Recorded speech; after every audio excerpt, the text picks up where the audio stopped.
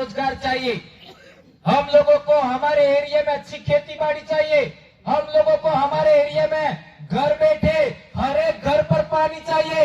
उसके लिए आपको इन जो हमारे जो नेता है, इन नेताओं को बार बार आर करनी है। आर हो के बजानो डहाने पीली आर करी बड़द ने आरते है 5 mm वेते साले 5 मिलीग्राम mm वाली, पर नेता ने बदले 1 अंगली अटली आर राखवानी कटली खालड़ो जाडो रे अटली खाई खाई ने खालड़ो जाडो गुंजाई भरी दीदा, घेराई भरी दीदा, सब भरी दीदो, पेटे भरी दीदो ने हाथ पीड़ी खाए એટલો ભેગો કીધું है તે અણને આટલો જાડું ખાલડું है 1 અંગળી એટલી આર રાખવાની ગોદવાની એટલે આર હું કહેવાય તમે સમજી ગયા કે નહીં સમજી ગયા? આ મો બોલો એમ ઈ આર છે।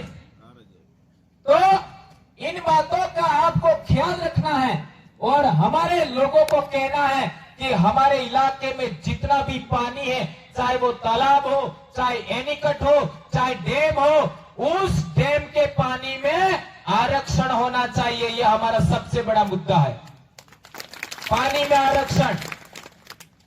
नौकरियां आदमी को आत्मनिर्भर नहीं बनाती, नौकरियां आदमी को आत्मनिर्भर नहीं बनाती, याद रखना। खेती बाड़ी और पशुपालन समाज को आत्मनिर्भर बनाता है और खेती बाड़ी और पशुपालन के लिए हमको पानी चाहिए। इसलिए हम कह रहे हैं कि आदिवासी इलाके के पानी में आदिवासियों के लिए आरक्षण होना चाहिए। यह हमारे पहले नंबर का मुद्दा है।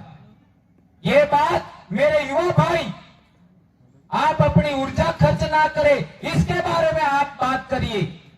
दूसरा हमारा सबसे बड़ा मुद्दा है कि आदिवासी इलाका गुजरात की तर्ज पर दारू विहीन इलाका होना चाहिए। ये मैं नहीं कह रहा, संत मावजी महाराज ने भी कहा था कि आदिवासी इलाका दारू विहीन इलाका होना चाहिए। संत सुरमाल खराड़ी लसूड़िया वाले ने भी कहा था कि आदिवासी इलाका दारू विहीन इलाका होना चाहिए। संत गोविंद गुरु महाराज ने इतना बड़ा आंदोलन चलाया, उन्होंने भी कहा था आदिवासी इलाका दारू विहीन इलाका होना चाहिए। आपका ज्योतिसर महाराज ने भी यही कहा था, देवपुरी महाराज ने भी यह कहा था। और ये हरामखोर इतने सालों से दुकान पर दुकान खोल रहे, दुकान पर दुकान खोल रहे। किसकी दुकान खोल रहे? सरकारी दारू की दुकान खोल रहे। और वो ठेका किसको दे रहे?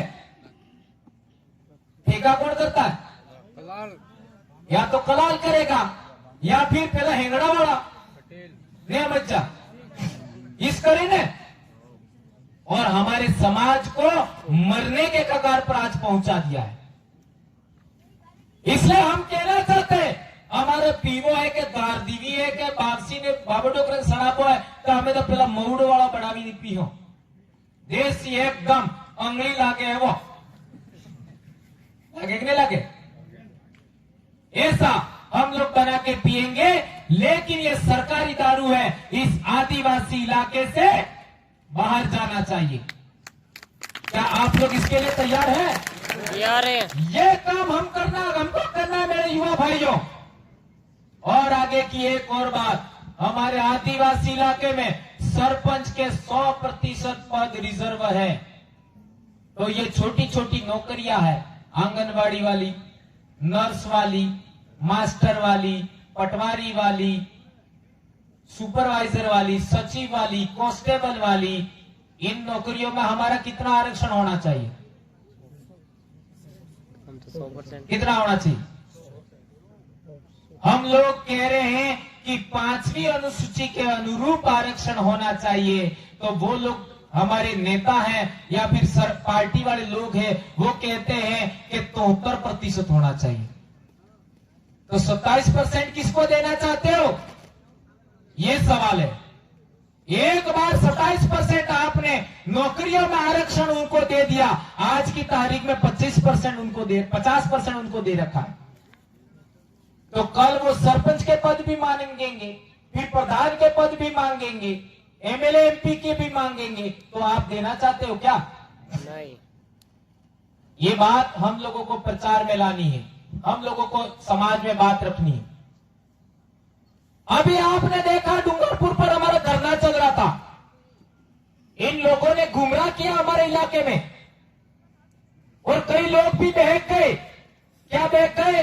सरकार हमको कलेक्टर में, तहसीलदार में, उपखंड अधिकारी में, थानेदार में, एसपी में, ऐसे जो बड़े बड़े पद हैं उनमें हमको 5.5% आरक्षण देना चाहती है, 6.5%। ऐसा हमारे युवाओं को गुमराह किया।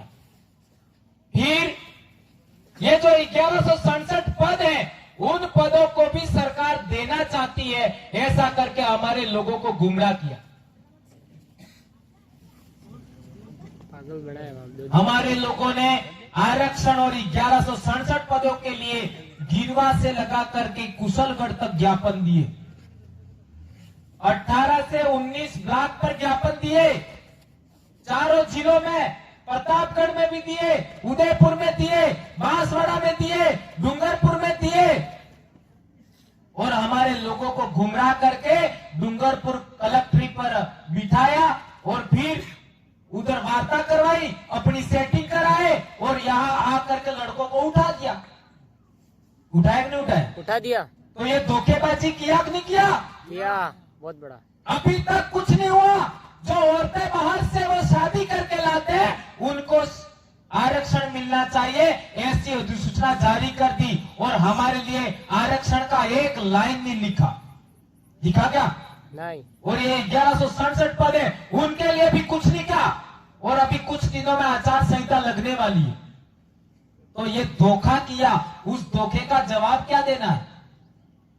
देना नहीं देना है? टाइम आ गया। तो ये आप लोगों को ध्यान रखना है। एक और महत्वपूर्ण बात है कि यहाँ पर कहते हैं कि जो जयसमन है वहां पर 10 रुपये की कोई टिकट लगती है, वन विभाग वाले लगा रहे हैं। ऐसा सही बात है क्या? हाँ। कहीं वन विभाग वाला जगह हूँ ये वन विभाग जारे हतोस ने तारिया में जयसमन बना दीधું है। भील सवाई आदिवासी सवाई ई डेम बनावजू कण एम प्रश्न मारो આપણે જ બનાવજો બીજે બનાવજો जब આપણે બનાવજો તો એને જોવા બદલે જવાનો આપણે બદલે આપણને હતી ટિકિટ લઈ આયા टिकट लेनी चाहिए क्या? तो इन गांडुओं को कहेगा कौन? ये हमको बोलना सीखना होगा। ये आपको मुद्दे दे रहा हूं मैं। ये जब आज की तारीख में रोडवेज में सफर करने के लिए 25% पैसे की कटौती का नियम है कि नहीं है? यदि आपने कार्ड बनाया है ने तमे रोडवेज में जाओ तो 25% पैसा कम आलवा पड़ी, बराबर? तो आ रोड माटे जटला टोल टेक्स थी અને टोल टैक्स में આપણે कटौती थावी જોઈએ કે नहीं थावी જોઈએ?